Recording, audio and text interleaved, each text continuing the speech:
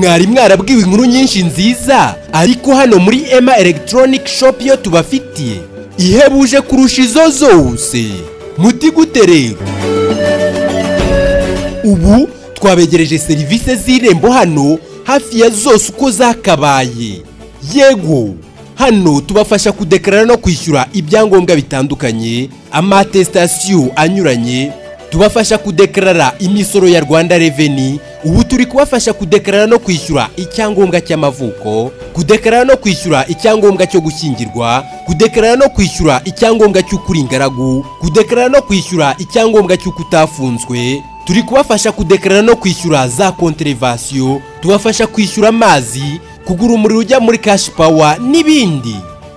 Ubu ushobora kwishyurira mituelle de santé hano utiriwe ujya gutonda imirongo ahandi. Nibyo, ngwino tugufashe. Za serivisi mwajyaga mujya gushakira kure zabegereye hano. Nimuze tubafashe kwishyura ejo heza, tubafashe kwishyura imisoro y'ubutaka.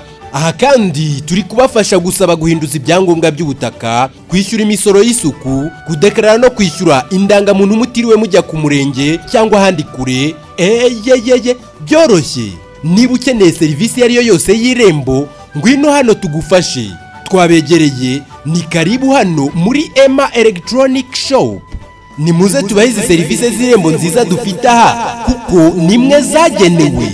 Ku bundi busobanuro muduhamagare kuri 07 80 04 62 55 cyangwa 07 22 73 13 92.